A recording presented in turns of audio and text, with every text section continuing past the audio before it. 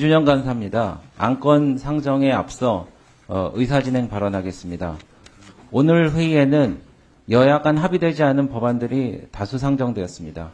우리 국민의힘은 이런 일방적인 의사진행에 깊은 유감을 표하며 다음과 같은 이유로 해당 법안들에 대한 상정을 절대 동의할 수 없음을 말씀드립니다.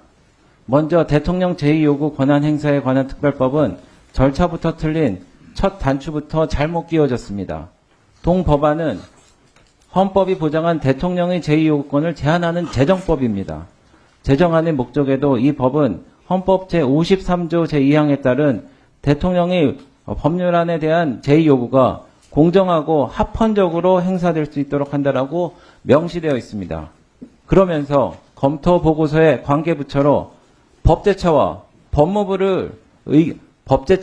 법무부의 의견을 반영했는데 이러한 성격의 제정안은 운영위원회가 아닌 법사위원회에서 논의되는 것이 타당합니다. 만일 제정안의 국회에서 제2요구 제안 의견서를 송부해야 된다는 조항 때문에 국회 사무처 소관이라고 생각하여 운영위원회에 회부한 것이라면은 제정안에 대한 이해도가 매우 낮거나 다른 의도가 있다고 의심할 수밖에 없습니다. 만일 100번 양보해 운영위에 배정하였다면 응당 주무부처라고 하는 대통령실의 의견을 검토 보고서에 반영해야 하는 거 아닙니까? 그러나 대통령실의 의견은 그 어디에도 반영되어 있지 않습니다. 헌법은 대통령에게 제2요구권을 부여하면서 제2요구 사유에 대한 제한을 규정하고 있지 않으며 법률에 위임하는 규정도 별도로 두지 않고 있습니다. 그러나 동 법안은 헌법상 보장된 대통령의 권한을 법률로서 침해하기 때문에 권력 분리 원칙에 심각하게 위배됩니다. 탄핵 소추안 발의 시 소추 대상자의 사직 해임을 제한하는 국회법 역시 마찬가지입니다. 그동안의 탄핵 과정에서 알 수 있듯이 반년 이상 소요되는 심리 기간 동안의 업무 공백 장기화로 국정운영과 행정부의 공백 및 난맥상 발생과 더불어 법안심의, 예결산심의 등 입법부의 국회의 업무 진행에 있어서도 심대한 문제점이 발생할 수밖에 없습니다. 또한 현재 제출된 법안들은 발의 정적수 설정 효력의 발생 시점 등에 대해서 명확히 검토되지 못한 채로 제출되어 그 실효성이 미비한 상태입니다. 허위 진술에 대한 경고, 징계 요구와 임명권자에 대한 해임 건의를 규정한 국회법, 국회 증언감점법도 큰 문제점을 안고 있습니다. 시간 좀 더 주십시오. 국회 증언감점법에 따르면 동법에 따른 죄의 형태를 불출석, 국회 모욕, 위증 등 3개로 명시하고 있는데 이 중 위증만 취사 선택하여 고발 없이 공소 제기를 할 수 있도록 하는 것은 매우 편파적입니다. 또한 국무위원회 해임 건의는 헌법 규정으로 현행 국회법에도 해임 건의안에 대한 절차만 규정되어 있습니다. 그런데 허위 진술 여부 및 경중을 자의적으로 판단해 위원회의 의결을 거쳐 대통령에게 해임을 건의할 수 있도록 하면 다수당이 원하는 사람을 골라 해임을 건의할 수 있게 되어 정쟁 요소로 활용될 여지가 매우 큽니다.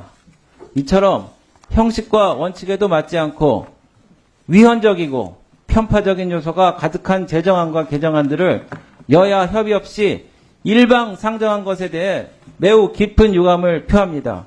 특히 재정법의 소관 상임위 배정부터 여야 간의 재논의가 선행돼야 할 것입니다. 저희는 이에 응할 수 없음을 다시 한번 강력하게 말씀드립니다. 저도 의사진행 발언하고 의원님,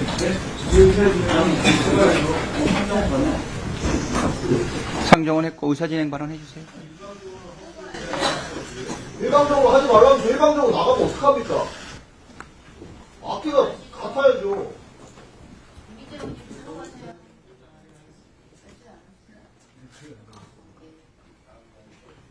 간단하게, 예. 국힘당의 배준영 수석이 여러 가지 얘기를 했는데요. 국회 이제 운영위가 어떻게 운영해 왔는지에 대한 관례들이 있습니다. 그 관례를 따랐고요.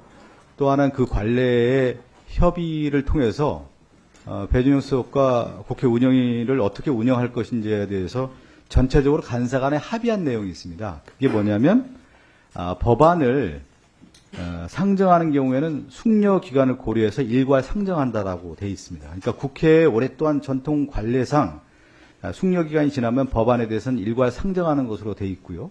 그것을 준해서 저희가 이제 국회 운영위가 구성됐을 때 여당인 배준영 수석과 함께 합의한 내용이 뭐냐면 그 관례대로 따르자 해서 법안을 상정하는 경우에는 일괄 상정한다 이렇게 돼 있습니다.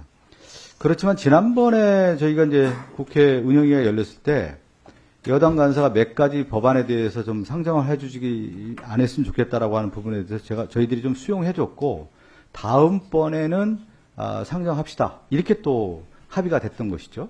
그래서 오늘 운영위가 열려서 자연스럽게 나머지 법안 지난번에 올리지 못했던 법안에 대해서 일괄 상정하는 것이 국회 관례고 또 배준영 수석과 저희가 여야 간의 충분한 수기와 합의를 통해서 이뤘다. 그런데 이제 일방적으로 법안에 대한 내용에 대한 관련된 부분에 대해서 부정을 하면서 이 상정 자체가 잘못됐다고 얘기하는 것은 언어 도단이라는 말씀 좀 드리겠고요. 뭐 여러 가지 법안을 얘기하는데 보통 일괄 상정된 법안은 그 소위로 넘어갑니다. 운영 개선 소위에서 저뿐만 아니라 그 여당인 배준영 수석 또 여당의 의원들과 함께 충분한 논의를 통해서 이 법에 대한 타당성을 논의하는 자리가 있기 때문에 그동안 국회 운영위원회에서는 운영 개선 소위에서 일괄 상정한 법안들을 논의해왔다 이렇게 보시면 되겠고요. 간단히 그 법안 관련된 장황하게 좀 말씀드리는데 대통령의 제2요구 권한 행사에 관한 법률안 같은 경우는 그동안에 대통령과 관련된 제2요구권 그러니까 자신과 자신의 가족과 관련된 부분에 대해서는 누가 대통령이 제2요구권, 거부권을 행사했습니까? 이 부분, 그러니까 견지와 균형의 원리에 맞지 않은 것이죠.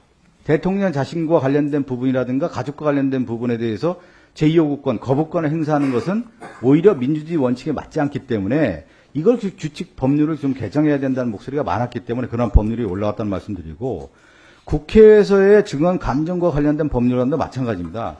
국회에서 많은 증인들이 오는데 이 위증과 관련된 부분이 있고 불출석의 문제 이런 여러 가지가 문제가 있기 때문에 국회 운영 규칙을 좀 바꿀 필요가 있다는 목소리가 있었기 때문에 이 법안들이 올라온 건데 이것을 상정하고 일괄 상정하고 소위에서 충분한 논의의 장이 마련되어 있다고 하면 거기에서 얘기하면 되는 건데 이 법안 상정 자체를 부인하는 것은 기본적인 민주주의 원리에도 맞지 않고 그동안의 국회 운영위원회의 관례상도 맞지 않고 또 하나가 뭐냐면 제가 여당 간사와 함께 충분한 논의를 통해서 협의를 통해서 해왔다는 점을 저희가 강조드리는 건데 일방적으로 자기 주장하고 듣지 않겠다라는 것은 뭐냐면 귀와 입을 닫겠다는 거 아니겠습니까? 귀를 닫겠다는 태도에 있어서는 저는 여당의 책임지는 그런 모습은 아니다. 이렇게 말씀드리겠습니다. 다시 한번 강조하지만 충분한 논의를 했고 협의를 했다는 말씀드리고 국회 운영의 위원회의 관례를 따랐다. 이렇게 말씀드리겠습니다.